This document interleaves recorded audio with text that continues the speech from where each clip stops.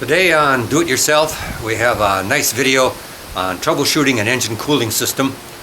A lot of things we say here will apply to a lot of different vehicles. We'll be troubleshooting the cooling system on this Ford 3000, and this will apply to the 2000 and the 4000 as well. The tractors are very similar, and a lot of things we say will apply to a whole string of other tractors. We want to show how to troubleshoot this system using a logical step-by-step approach and a process of elimination, rather than to use the normal guess and check method or remove and replace method that a lot of mechanics will use. That method is directed to the point, but usually is more costly and sometimes is no more efficient. There are usually two types of symptoms that you'll see that indicate there is trouble with your cooling system. Number one is your gauge, your temperature gauge is reading in the hot range, or you have a warning light on indicating that the engine is running hot. The first step for troubleshooting is to identify what the components are in your system. The first element in the cooling system is the coolant itself, which is inside the engine block. Here's a petcock to drain the engine block if you needed to. Second element is the water pump, which is on this engine right up in there, and that moves the fluid around through the engine and also pumps it to the radiator. The third element would be the control valve, the temperature control valve in here, and that sends the fluid after it reaches a certain temperature to the radiator to be cooled, and then it passes through tiny tubes in the radiator down to the bottom of the radiator and back the radiator return hose into the engine. Another element is the gauge and the gauge system.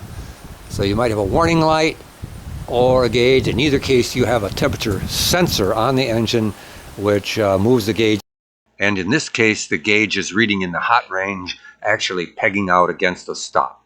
The second type of problem you might have is that the radiator is spewing out hot liquid out of its overflow tube, or there's liquid leaking out of the bottom of the water pump or out of a hose.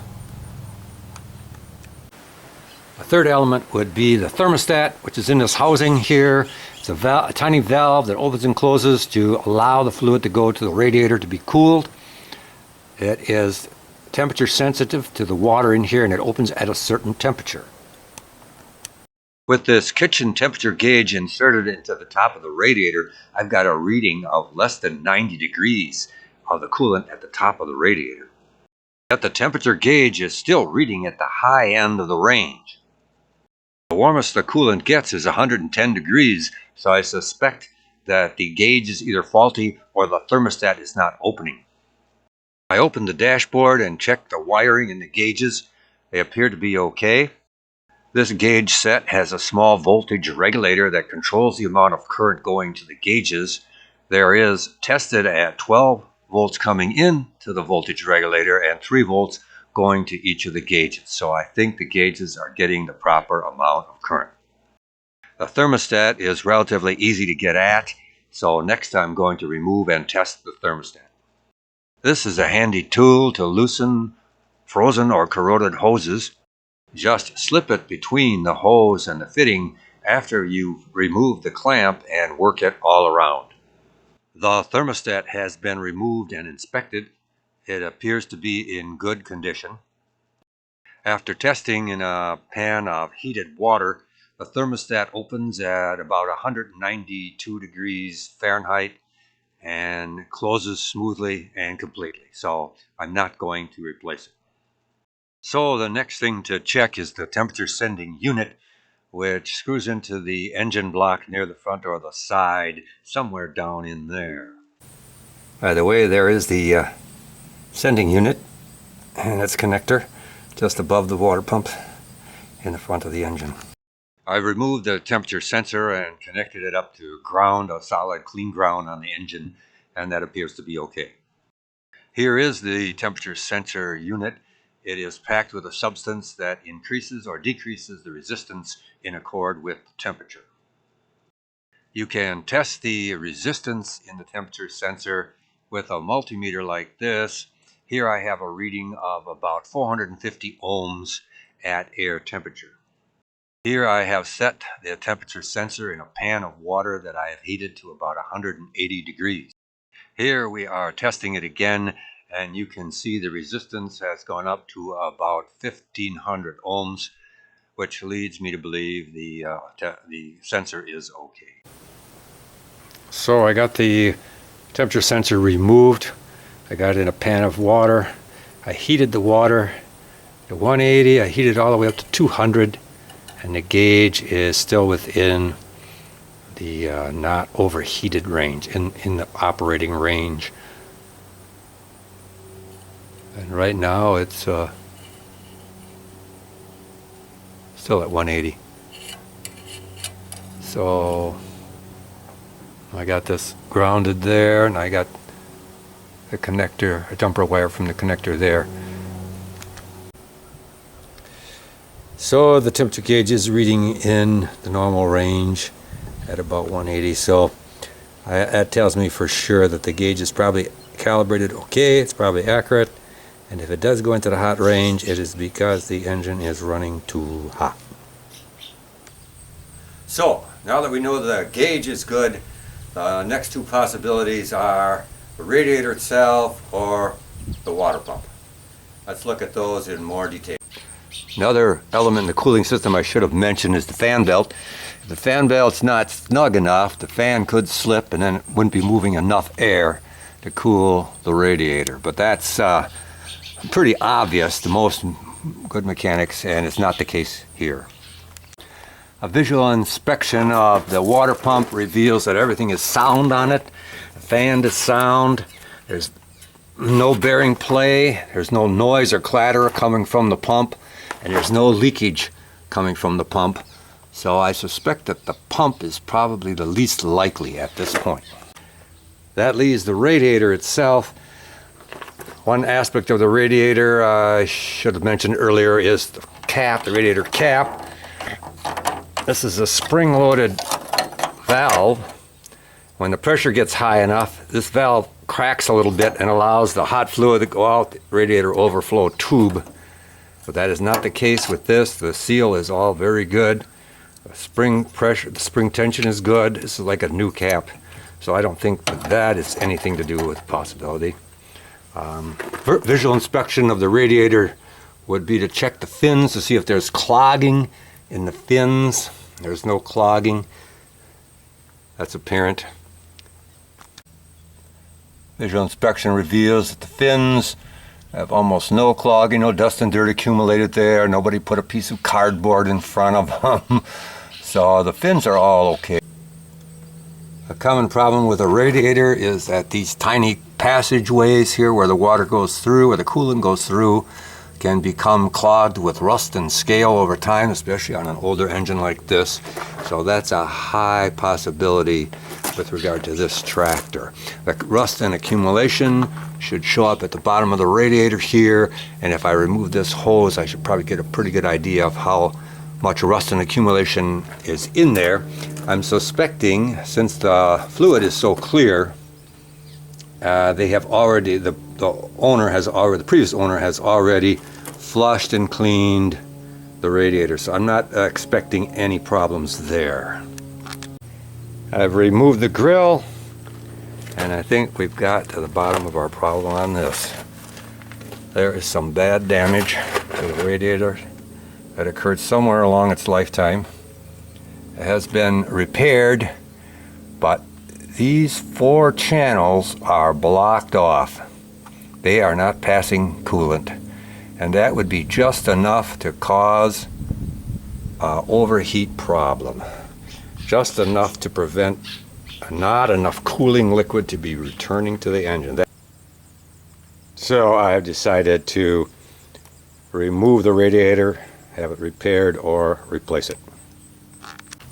Nice way to loosen up these hoses is with a tool like this. It's rounded edges. You just slip under here. I can work it around there. Lift that away from the tube. Oops. And I can slip it under there. and lift that away from the tube. I don't know if you can see that. That's a nice little tip and trick. Most people won't share their tips and tricks with you online, but here's a nice one. I think there's more wrong with this radiator than meets the eye. We do have that damage. I'm draining it again. And draining it out of the petcock there. It stalled out for a while, and then it started to really flow. So the flow through the radiator is blocked. It's only partial. So I'm even more sure that the radiator is at fault. So I took the radiator into a radiator shop. They did a test on it and tell me that it's perfectly fine. Nothing wrong with it.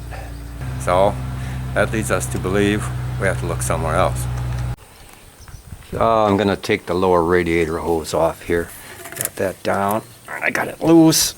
Taking it off there. And then I'm going to spray that with water. I'm directing a strong spray of water right through the pump, and it's going to backflush everything that's in there, and it's rust scale and such. Should be coming. I haven't seen anything too dirty coming out of there yet.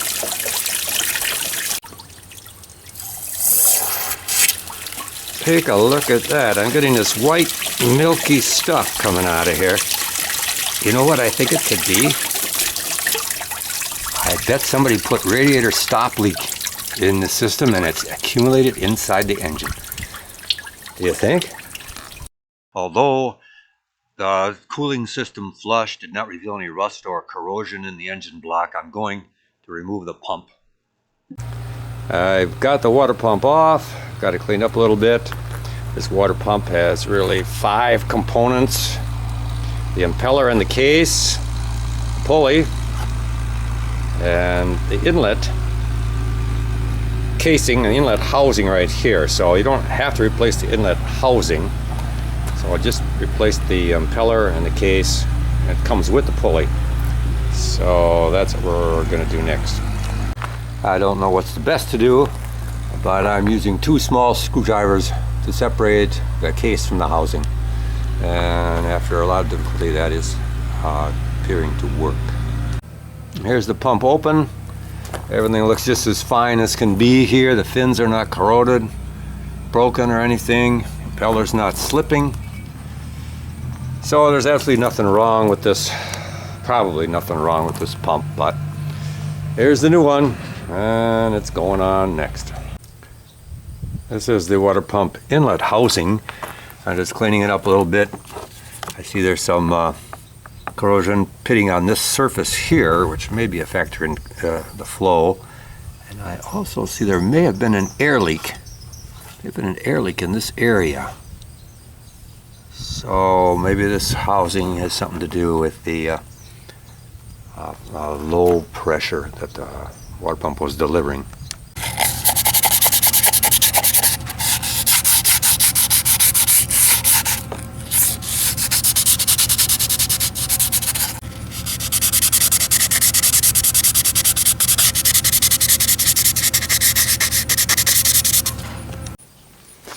There's the new pump alongside the old. A good comparison. Seems to be a little more beefy in the fins. There's a double gasket kit. I've got this surface very clean. This is all very clean here. It's very clean and dry. I'll put on a coat of gasket maker along with the regular gaskets.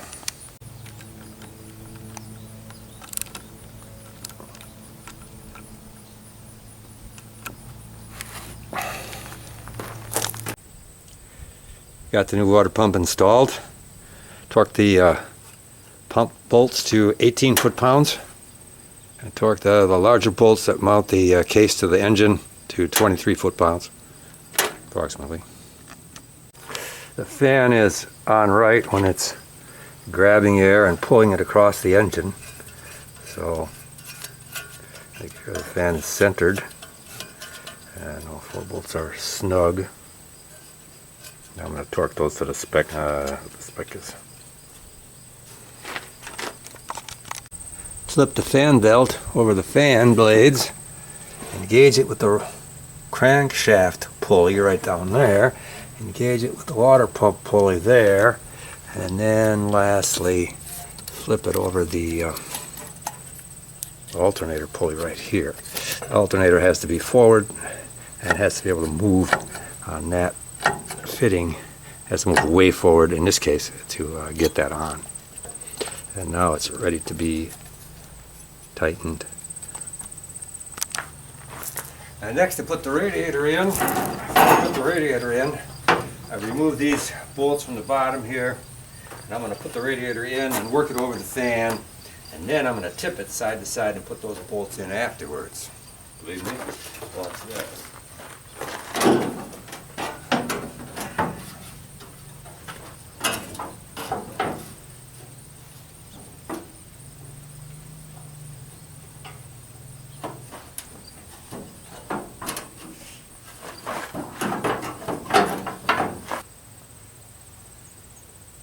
For these bolts, slip this in underneath the radiator like this, and then this pad goes between the frame and the radiator. There's the buzzard in place. That is one way to do it. I can also slip in from back here with a nice ratchet wrench and torque that up. Got the front cowl back on. These bolts right here are tapped into the casting, so I'll have to clean those holes before you try to assemble this. And these are in the upper holes, not the lower holes. And then these welded brackets have to fit on the back side of here. And then attach the pre-cleaner hose up in that area. Those three things and you got it. Okay, I started the thing.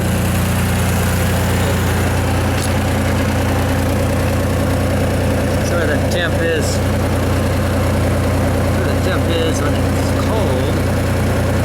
Fuel gauge is working. Gauges are getting power. I'll take a look, see how that develops. After about 5 minutes of operation, the gauge is moving into the normal range. Then after a few more minutes, the gauge moves way up into the hot range again, and I think I know why. The electrical system on this tractor has been converted over from a generator, which had a mechanical regulator controlling the current, to this alternator, which is controlled internally. I suspect that this alternator may have allowed the current to go too high, which has damaged the small voltage stabilizer in the gauge system, and thus results in a faulty reading. Rather than replace the voltage stabilizer, since all of the other components check out and there is no overheating, I have decided to follow a good friend's advice and just ignore that faulty gauge. Hope you have found something useful in this video. If so, click the like button. Until next time, this has been Tim the Tool Man with Do It Yourself.